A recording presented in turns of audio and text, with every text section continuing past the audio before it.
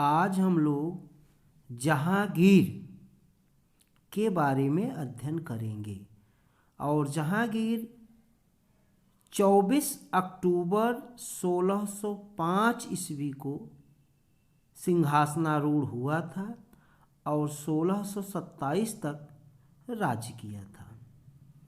बचपन का नाम सलीम था। बचपन का नाम सलीम था। सलीम का जन्म बड़ी प्रार्थनाओं, तीर्थ यात्राओं आदि के बाद प्रसिद्ध संत शेख सलीम चिश्ती के शुभाशीष से 1569 में हुआ था। उसे प्रारंभिक शिक्षा की अगर हम बात करते हैं तो उसे चित्रकला तथा संगीत कला का भी अच्छा ज्ञान था। इतिहास, गणित तथा भूगोल का भी उसने अध्ययन किया था। अकबर ने सलीम को 1577 ईस्वी में 10,000 का मनसब दिया था। मनसबदार बना दिया था। और 10,000 मनसब इससे पहले अकबर ने किसी को भी नहीं बनाया था, या 10,000 का मनसब इससे पहले उसने किसी को नहीं दिया था। सन 1585 में इसे बढ़ाकर 12,000 मनसब का मनसबदार उसे बना दिया। और सलीम का जो विवाह था वह कम उम्र 15 वर्ष की आयु में ही 1585 में आमेर के राजा भगवान दास की पुत्री मानबाई के साथ हुआ था। जो आमेर के राजा बिहारी मल थे, बिहारी मल की पुत्री का विवाह जो है वो अकबर से हुआ था। और वही बिहारी मल का लड़का भगवान दास, और भगवान दास की पुत्री मानबाई का विवाह किसके साथ हुआ? जहांगीर के साथ। इसे बचपन में सलीम, जब ये छोटा था तो इसको सलीम के नाम से पुकारा जाता था। और मानबाई से खुसरो का जन्म हुआ, जिसके विद्रोह से दुखी होकर ये जो खुसरो था ये जो है विद्रोह कर देता है। जैसे जहांगीर ने विद्रोह किया था अपने पिता के समय, उसी तरीके खुसरो ने भी विद्रोह कर दिया था। और जिसके विद्रोह से दुखी होकर मानबाई ने आत्महत्या कर ली थी। इसके अतिरिक्त सलीम के और भी विवाह हुए, जिनमें मारवाड़ के कोटा राजा उदय सिंह की पुत्री मानवती का नाम विशेष रूप से उल्लेखनीय है। अब हम लोग थोड़ा सा सलीम का जो विद्रोह है उसके बारे में देखते हैं, पढ़ते हैं। तो सलीम जो है 1599 से 1604 ईस्वी तक इसका विद्रोह जो है हुआ था। अब देखें, जिस समय अकबर असीरगढ़ का डेरा डाले हुए था, असीरगढ़ का किला, सलीम सम्राट पद पाने की लालच में आगरा होता हुआ इलाहाबाद पहुंचा। अपने को स्वतंत्र शासक घोषित कर दिया। अब जहांगीर का राज्याभिषेक 24 अक्टूबर 1605 को जहांगीर 36 वर्ष की अवस्था में बड़े समारोह के साथ अपने पिता के सिंहासन पर आरूढ़ हुआ। गद्दी पर बैठने के थोड़े ही दिनों बाद उसने शाहबुर्ज से शाहबुर्ज से यमुना तट के एक प्रस्तर स्तंभ तक प्रसिद्ध न्याय की जंजीर लगवाई। इसको खींचने से बादशाह के कमरे में घंटी बजती थी। इसी समय उसने अपने सारे राज्य में सुप्रसिद्ध 12 नियम या दस्तूर उल अमल के पालन की आज्ञा प्रचलित की। हालांकि उसने जो है ये न्याय की जंजीर लगवाई थी और इसका उद्देश्य न्याय चाहने वालों को उसके पास आवेदन करने और न्याय प्राप्त करने का अवसर देने का था, लेकिन डर के मारे लोग ऐसा करते नहीं थे। उसके भय मतलब कारण क्या था, प्रजा उससे भयभीत थी और ऐसा करती नहीं थी, लेकिन उसने किया जरूर था।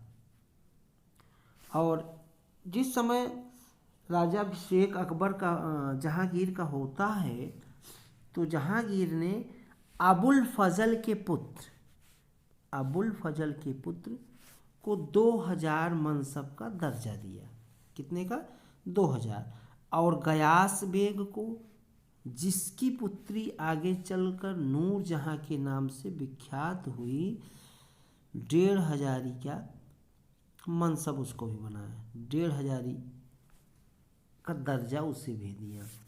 और उसे क्या, गयास बेग को काहे की उपाधि दी? किस चीज़ की? तो वो है इत्मादुद्दौला की उपाधि भी उसको दिया।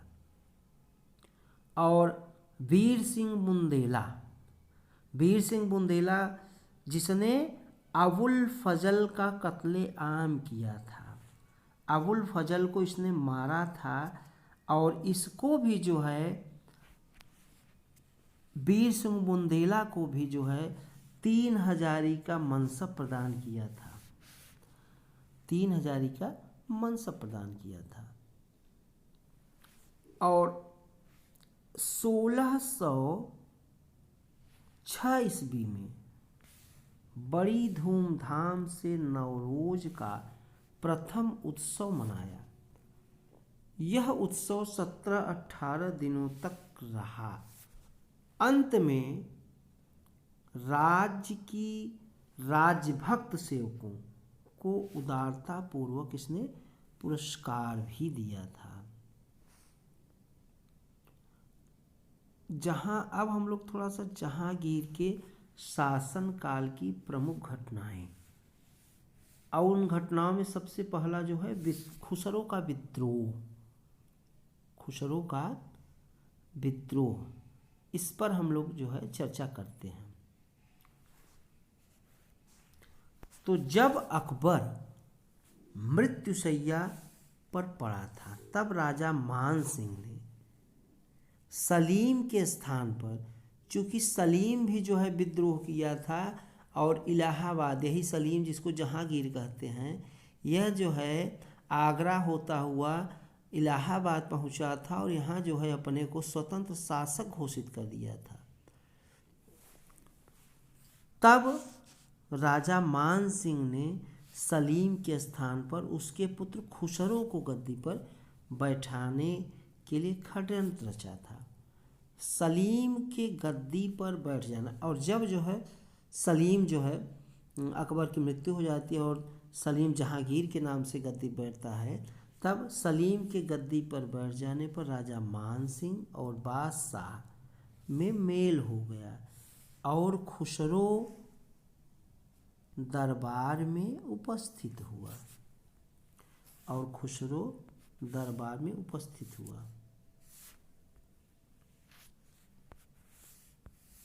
बादशाह ने उसके साथ स्नेहपूर्ण व्यवहार किया और उसे 1 लाख रुपए नगद दिया, जिससे वह अपने पद तथा प्रतिष्ठा के अनुसार रह सके। किंतु वास्तव में पिता और पुत्र का मनोमालिन्य दूर नहीं हुआ। अर्थात जो मतभेद था वह जो है मन का भेद बना रहा, मन का भेद जो है मना रहा। जहांगीर सोचता था कि खुसरो का अपराध अक्षम्य है और खुसरो अभी सिंहासन लेने का स्वप्न देख रहा था। उसके मनोहर व्यवहार, सुंदर रूप और उच्च स्थिति ने उसे राजनीतिक षड्यंत्र और राजविद्रोह का उपयुक्त केंद्र बना दिया था। उसके पास शीघ्र ही सैकड़ों मनुष्य एकत्र हो गए जो उसके उद्देश्य सिद्धि के लिए प्राण देने को प्रस्तुत थे। एक रात को वह 350 सवारों के साथ अपनी दादी की कब्र के दर्शन के बहाने धीरे से आगरा के किले से बाहर निकल गया। जब वह मथुरा पहुंचा तो हुसैन बेग करीब 3000 सवारों के साथ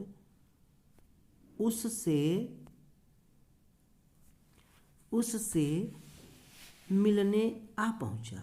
राजकुमार और उसके धन पिपासु साथी आसपास का देश लूटने और उजाड़ने लगे। इसके बाद वह आगे बढ़ा। पानीपत में उससे लाहौर का दीवान अब्दुल रहीम आ मिला जो बादशाह की सेवा में आगरे आ रहा था। राजकुमार ने दीवान का बड़ा स्वागत किया और उसे मलिक अनवर की उपाधि दी। आगे बढ़ते हुए जिन शाही सेनाओं से राजकुमार की मुठभेड़ हुई वे उसकी गति को न रोक सकी। तरन तारन में राजकुमार ने ग्रंथ साहब का संग्रह करने वाले गुरु अर्जुन देव का आशीर्वाद लिया। गुरु ने उसकी दशा पर तरस खाकर उसे कुछ आर्थिक सहायता भी दी। वहां से खुसरो लाहौर की ओर बढ़ा, किंतु उस नगर की रक्षा के लिए दिलावर खां पहले से ही पहुंच गया। उसने किले की दीवारों की मरम्मत करके युद्ध के लिए तोपें ठीक कर ली। उसकी सहायता के लिए सईद खां उपस्थित था जो इस समय चिनाब के किनारे पड़ाव डाले पड़ा था। खुसरो ने शहर का घेरा डाला और क्रुद्ध होकर एक फाटक जला दिया। अपने आदमियों से कहा कि किला ले लेने पर वह 7 दिन तक लूट कराएगा और औरतों और बच्चों को कैद करेगा। 9 दिनों के घेरे के बाद राजकुमार को एक घुड़सवार सेना के साथ बादशाह के लाहौर के पास पहुंचने का समाचार मिला। और इस तरीके हम देखते हैं कि हुसैन बेग जो अपने परिवार को पश्चिम की ओर भेज चुका था, काबुल जाने के पक्ष में था। अंत में उसकी राय मानी गई और जब वे चिनाब नदी को पार कर रहे थे तब शाही से दल द्वारा बंदी बना लिया गया। आज इतना ही, और वीडियो को लाइक सब्सक्राइब अवश्य करें आप लोग। धन्यवाद।